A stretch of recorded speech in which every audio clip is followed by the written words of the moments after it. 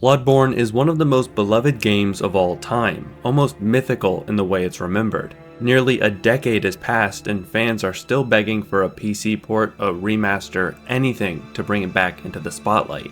It's carved out a place in history not just because it's great, but because it's different. Even within From Software's already distinctive catalog, Bloodborne feels like an outlier, a fever dream wrapped in barbed wire and beauty. It's the kind of game people don't just play, they remember it, they carry it with them. And yet, I don't think it's bold to say that Bloodborne isn't flawless. Some of the bosses are unforgettable, but others fall a little flat. There are strange design choices too, like the reliance on farming blood vials or the somewhat clunky Chalice dungeons. When you hold it up next to From Software's later titles like Dark Souls 3 or Elden Ring, there are clearly areas where the studio evolved and refined their formula. But even so, despite its flaws, Bloodborne still has a grip on me that differs from any other game I've played. I've finished it more times than I can count, and yet I always find myself pulled back in. There's a weight to its world, a presence that lingers long after you've put the controller down. Yharnam isn't just a setting, it's a dream you can't wake up from, and maybe you don't want to. That's what this video is about. Not a review, not a critique, just an attempt to put into words what's kept me trapped in Bloodborne's dreamscape for so long. I want to explore the beautifully horrific atmosphere it creates, the way the world unfolds in cryptic, maddening layers, the sense that everything around you is decaying, whispering secrets just out of reach. Because to me, Bloodborne isn't just a game you play, it's a place you visit, a nightmare that sinks into your skin. And even though I've walked its streets 100 times, I'm still not ready to leave.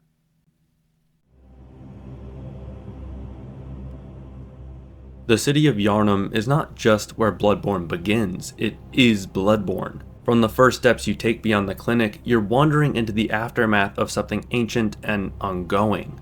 Yharnam isn't just old, it's layered. It feels impossibly dense, like a city that's kept expanding without ever tearing anything down. The sky is cluttered with towers, stairways loop under bridges that loop over rooftops. Every alley feels like it was built to hide something, and every building feels like it once had a purpose now long forgotten.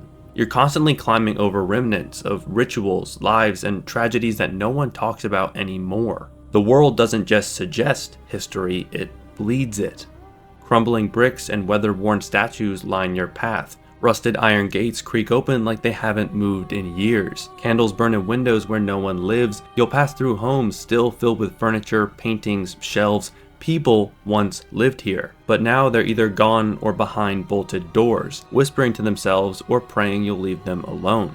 And then there's the visual language. Bloodborne doesn't explain much with words, but it shows everything. Beast statues guard entryways, hinting at a society not just plagued by transformation, but obsessed with it. Churches aren't just places of worship, they're altars of denial. They're shrines where truth was hidden behind ritual, where faith was weaponized to suppress the horror growing under the cobblestone. Academia, religion, superstition, they're not just different parts of the world, they're often intertwined more than you would think. A university sits on the edge of the Forbidden Woods. A healing church sends hunters into the streets to cleanse its own sins. Execution sites sit untouched, gallows intact, as if the city that once ran on public death has simply paused.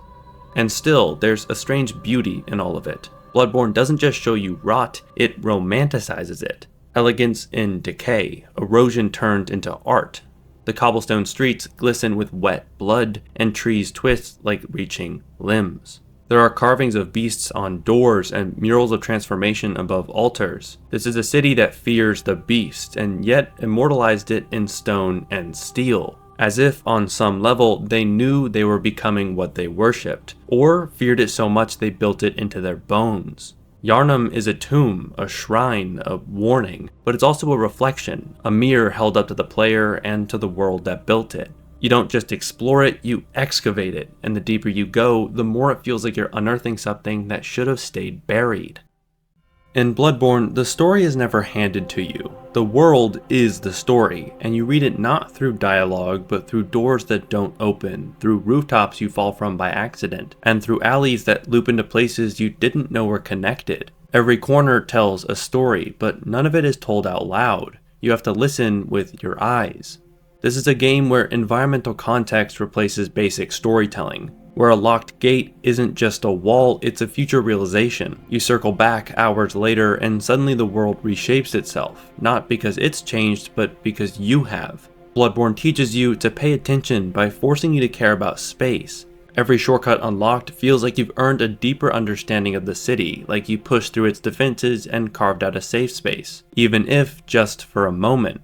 Take the Healing Church. You glimpse its towering spires early on, framed like some grand savior on the horizon. But only hours later, when you finally crawl through it, you understand what rots beneath its sanctuary. The awe turns into dread. Not just a place anymore, it's a symbol that's been turned inside out. This visual layering, this method of reveal through descent, is everywhere. The world is built like a spiral staircase, constantly looping downward, from Yharnam's alleys to its cathedrals, into the forest, and beyond into literal nightmares. And as the geography collapses inward, so does the narrative. The deeper you go, the less physical the world becomes, but the more it starts to make sense. And the whole time, you're reminded you're not the center of this story. The world doesn't wait for you, doors remain shut, windows slam, citizens scream at you to leave them alone, or beg for help you can't give. This city is not yours to save. It moves on with or without you. You're an intruder in a place that barely acknowledges you, and that's the point.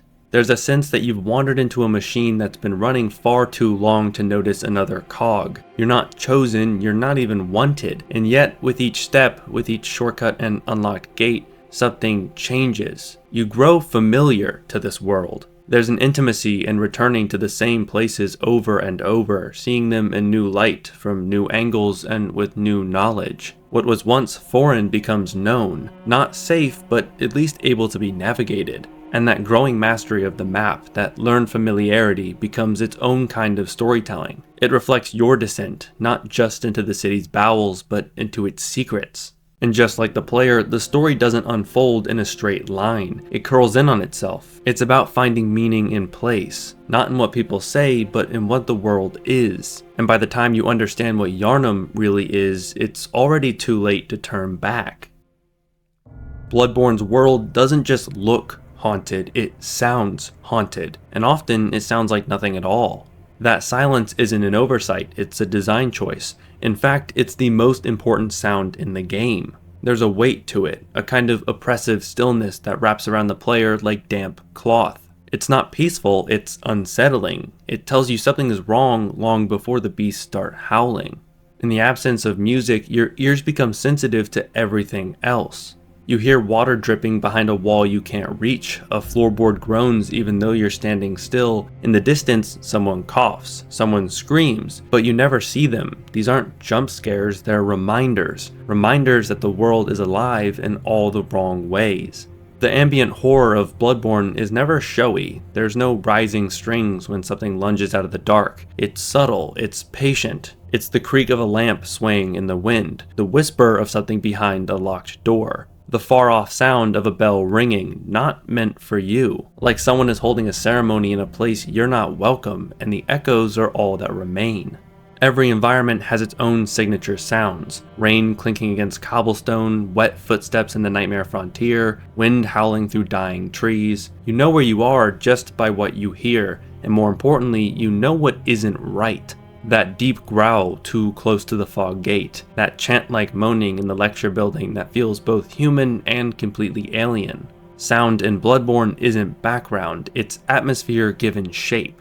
And the contrast, that's where it really gets you. You step into the hunter's dream, and for the first time in hours, you exhale. There's soft wind in the grass. The sound of the doll's voice, calm and measured, resembles a lifeline. It's serene, like a memory that never was. And then you wake back up in Yharnam, and the quiet there feels wrong. It's silence with weight. Later in the Nightmare realms, that quiet is replaced with something far worse. Noise. Layers of distorted groans, slithering tendrils, and screeching laughter, like the landscape itself has gone mad. The hunter's dream becomes a distant refuge, not just for safety, but for sanity. Bloodborne teaches you to listen to the void, to what's not being said. Its world is full of forgotten chambers that echo of pain, of memory, of rituals long abandoned but not forgotten. Bloodborne's world doesn't just exist for the player, it endures despite you. Its crumbling towers, forgotten chapels, and candlelit homes all whisper of a place that already was broken before you arrived. You don't uncover its secrets so much as stumble through the aftermath, piecing together stories that the architecture, the silence, and the layout refuse to tell outright. Yharnam isn't a backdrop, it's a character, one that's been bleeding for centuries. Every brick, every beast-shaped carving, every blood-soaked alley feels deliberate, sculpted by fear and denial. And through it all, you're reminded that you're not the hero here, you're an outsider. The deeper you go, the more the world bends, not to serve you, but to reveal itself, slowly, and only if you're paying attention. It's not the enemies that make Bloodborne unsettling, it's the feeling that the world itself is watching, that it remembers, and it's not sure if it wants you to understand what it's been through. And that lingering feeling of being haunted by a place that speaks in architecture, silence, and sound is part of what makes Bloodborne's atmosphere unshakable.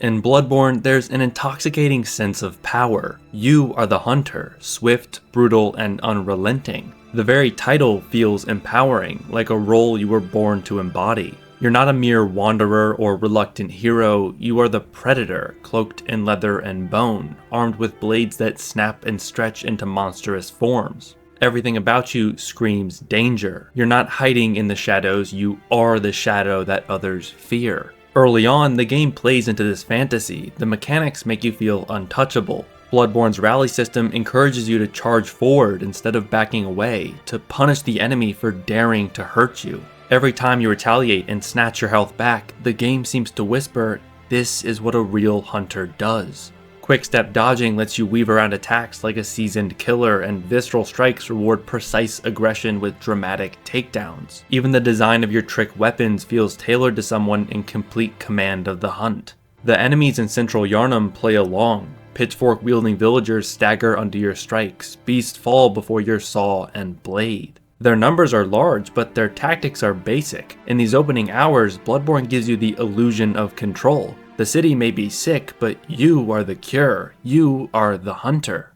But this doesn't last. The further you descend, the more the fantasy begins to fray. The world stops playing by your rules. Stronger enemies, other hunters, towering church servants, and beasts of greater status begin to anticipate you, punish your aggression, and break your rhythm. You start to hesitate. That confidence in your dodge, your timing, and your ability to reclaim health through force is no longer enough. You're not dictating the pace of combat anymore, the game is.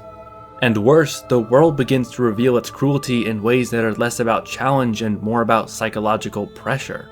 Ambushes around blind corners and screams that lure you into traps. You stop moving like a hunter and start creeping like prey. Bosses show you that they're not just a villager with a pitchfork. The blood-starved beast doesn't just fight, it infects you. Ludwig doesn't just challenge your skill, he assaults your understanding of what a hunter is even supposed to be. The world grows larger, more incomprehensible, and your place within it gets smaller by the minute. And then come the nightmares. The Nightmare Frontier, the Lecture Hall, the Hunter's Nightmare. Each area warps the rules this game is supposed to play by. Space loops in on itself, time collapses, and enemies drive you mad not with force, but with knowledge. Frenzy racks your body before a hand is even lifted against you. You no longer fear death, you fear understanding. Because the more you learn, the more you realize you're not the one doing the hunting anymore. You started with a sense of purpose, to cleanse the beasts, to end the hunt, but who gave you that goal, and why? Are you still hunting monsters, or are you simply playing your part in someone else's game? By the end, the line has blurred. You're no longer sure if you are cleansing the world or feeding it. You once believed the hunt was something you chose. Now it feels like a cage you've only just begun to see. But it's not the monsters that haunt you, it's the sense that something is watching, always. The streets of Yharnam are lined with shuttered windows. You hear their insults, their warnings, their laughter. You are the hunter, and yet you feel exposed, judged, as if you're walking through a play you were never meant to star in. Enemies don't always announce themselves. They hide in doorways, behind corners, atop rooftops. You begin to flinch at nothing. Even the architecture contributes to the tension. The deep shadows cast by cluttered buildings only add to the feeling that you are slowly being trapped. The world applies constant pressure. Snipers perch in unreachable spots, caged beasts scream at your approach, and patrols force you to memorize movement patterns like a hunted animal. Every step forward is met with resistance, every path feels like a test. And then you begin to see what was always there. The amygdalas, towering cosmic horrors, hang silently across the city, clinging to buildings like invisible parasites. At first, they're unseen, but once your insight reaches a certain point, once your awareness expands, they reveal themselves. They've been there all along, watching, waiting, just observing in silence, as if your struggle is entertainment. By the time you realize this, it's too late. You're part of something much larger. The game has shifted from slaying beasts to surviving, and the audience is not human. That's when you meet the other hunters. They fight like you, they dodge like you, they heal like you. Facing them is like staring into a warped mirror. You're not special, you're one of many, another cog in the blood-soaked machine. And some of these cogs have cracked. Bloodlust has consumed them, warping their minds and breaking their purpose. They were hunters once, now they're beasts. There's no metaphor here, just a terrifying realization. Aline the Crow knows this. Her questline is a quiet tragedy, a warning told through hushed dialogue and blood-stained feathers. She hunts those who've lost themselves, other hunters driven mad by the very role they were given. Her words stick with you. Without fear in our hearts, we're little different from the beasts themselves. You begin to wonder if you're her next target. Blood, once a tool, is now a curse. It strengthens you, heals you, but it also corrupts. The line between hunter and beast grows thinner with every kill and every vial. You began this journey believing you were the cure, now you're just another symptom. Even your sanctuary isn't truly yours. The hunter's dream welcomes you with warmth, it feels safe, familiar, but it's a comfort lined with captivity. You return here over and over to level up, to rest, to reset. It's the only place untouched by blood and rot, and yet it's not real. You're caught in a loop. Hunt, return, repeat. You're gaining power, but at the cost of your sanity. The dream offers strength only if you continue to serve its purpose. Gehrman, the wheelchair-bound keeper of this place, offers guidance laced with duty. Tonight, Gehrman joins the hunt. He doesn't say it with pride. It sounds like an obligation, one he cannot refuse, because he's trapped, and so are you. Behind the dream lies something darker, the will of the moon presence, the puppeteer behind it all. You are not a free agent, you are a blade wielded by something far beyond human comprehension. The more power you gain, the tighter the grip becomes. By the end, you start to ask questions that once felt irrelevant. Who are you hunting, really? Is this about beasts, knowledge, salvation? Whose will are you enacting, and what are you becoming in the process? The blood makes you stronger, but stronger for what, and for whom? Your identity unravels. The more insight you gain, the less human you feel. You become something else, something beyond the idea of a hunter. You started with clarity and purpose, you end confused, your role shaped by choices you barely understand. Maybe you'll break the cycle, maybe you'll become the new caretaker, or maybe in the end, you'll return to where it all began, not as a person, but as a tool, a puppet. What begins as a power fantasy, agile, stylish, and dominant, slowly transforms into a psychological spiral. The world that made you feel like a predator reveals itself to be a trap. You're being watched, judged, mirrored, and manipulated. Bloodborne inverts the hunter fantasy until all that's left is doubt. You thought you were the one doing the hunting, but maybe you were being hunted all along.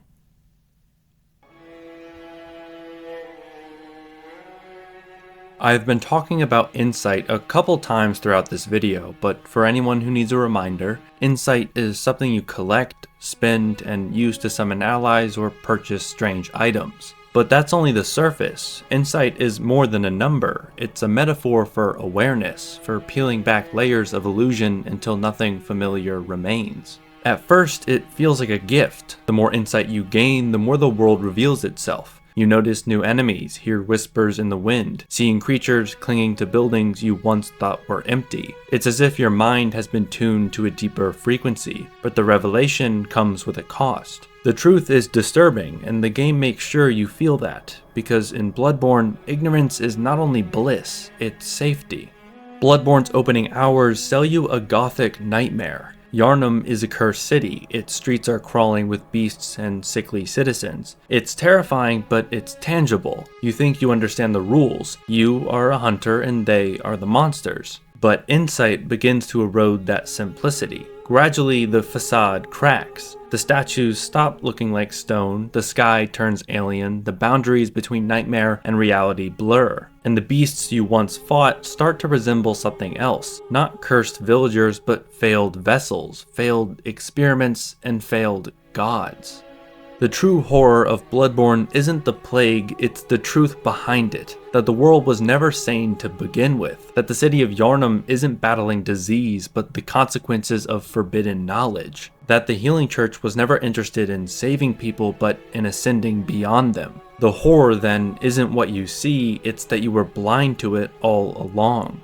As your insight climbs, it doesn't just affect the world, it affects you. Your character becomes more vulnerable to frenzy, a status effect that mirrors the experience of overwhelming revelation. Frenzy isn't just a gameplay mechanic, it's a metaphor for what happens when the mind sees too much, when forbidden knowledge spirals into madness. Certain enemies seem designed specifically to punish that awareness. Brainsuckers drain insight directly from your mind. The winter lanterns, twitching, song-humming horrors induce near-instant frenzy just by being seen. They aren't attacking you physically, they're attacking your mind. Their gaze alone is violence. Their existence implies something devastating, that simply knowing too much is fatal. Eyes on the inside is a phrase that appears over and over, etched into rune descriptions and whispered through the game's darkest secrets. Eyes become a symbol of forbidden perception, of trading instinct for clarity. The more insight you gather, the more literal this symbolism becomes. Mikolash and the school of Mensis took it to its logical extreme, trying to court ascension by planting insight into their minds, hoping to reach the gods not through faith or strength, but through vision. But the result wasn't divinity, it was the nightmare of Mensis, a hellscape born from cognitive collapse. Eyes are supposed to guide us, but in Bloodborne they betray us. They don't open the way forward, they drag you inward, until you can't tell what's real or what's imagined. The Great Ones aren't evil, they aren't good either. They're incomprehensible, vast, and utterly alien. Their presence isn't defined by malice, but by indifference. They don't speak in language, they speak in dreams, symbols, and shifts in reality itself. The tragedy of Bloodborne is that humanity looked up to these beings and thought, we can become like them. The healing church believed that through blood and insight they could achieve a higher plane, but what they found wasn't enlightenment, it was mutation, madness, and endless nightmares. Insight lets you perceive the Great Ones. You see them perched on towers, descending from the sky, shaping the world like fingers pressing into soft clay. But you can never understand them. You're still human, still bound to a mind that can't bear the weight of what it sees. The more you look, the less you comprehend, like a child staring directly at the sun, thinking that understanding can be found in the brightness, not realizing it's already burning you from the inside out. Bloodborne doesn't scare you by throwing bigger monsters at you, it scares you by explaining them, by showing you what they used to be, by revealing what you are becoming. It shows you that the terror isn't what hides in the dark, it's the reasons they hide. The game asks a chilling question: do you really want to know the truth? And if so, what are you willing to lose to get it? Because here, knowledge is not power, it's a weakness. Like I said earlier, you begin the game as a hunter, tracking beasts through a crumbling city. But by the end, you're not a hunter anymore. Not really. You've changed, transformed, awakened, and what you've awakened into may not be human at all. Bloodborne's use of insight is more than a clever mechanic. Every hidden truth, every creeping revelation, pushes you deeper into a world that doesn't just resist explanation, it punishes it. The more you see, the more horrifying things become, not because they appear, but because you realize they were always there. You just didn't know how to look. In Bloodborne, the cost of insight is steep, and by the time you recognize what it's taken from you, it's already too late to turn back. There's something about Bloodborne that I can't shake. It lingers in the corners of my mind, in the spaces between thoughts, the way a dream does after you wake up, even though you can't quite remember why it unsettled you so much. It's not just the monsters or the violence or the difficulty, plenty of games have those. What makes Bloodborne so beautifully haunting is how quietly it gets under your skin. It's in the way the world watches you, decaying with secrets it doesn't care if you uncover. It's in the way the game offers answers, then punishes you for seeking them. You're drawn forward by curiosity, but every step towards clarity makes everything feel less sane, not more. The game never screams at you, it just shows you more than you wanted to see. What begins as a nightmare about beasts becomes something else entirely, something older and far more alien. And somehow that shift doesn't break the illusion, it deepens it. You start to understand that the horror was never about the blood or the hunt. The horror is that this place was always like this. You just didn't have the eyes to see it. And once you do, you can't go back. Insight, knowledge, whatever you want to call it, it's irreversible. The more you understand, the more the world transforms. And through it all, you keep pressing forward, even as the game whispers that this is the end of who you were. That's what sticks with me, the weight of it all. The realization that you were never the hero, that maybe you weren't even human anymore. That in chasing answers, you gave up something you didn't know you were losing. Bloodborne doesn't let you leave unchanged, and maybe that's why it haunts me in such a drawing way. Not because I remember every detail that's happened, but because it made me feel like I was part of something I never meant to understand. Like I was trapped in a beautiful nightmare. That brings me to the end of the video. Thank you to all who stayed until the end, as I really appreciate the support. As you can probably tell by now, I really enjoy hearing about Bloodborne and its impact on people, so if you can, please share your own thoughts on the game in the comments, as I love reading each and every one. If you enjoyed the video, please consider liking and subscribing, as I plan on continuing to make content like this, covering a variety of games and ideas. With that, thank you all for watching, and until next time.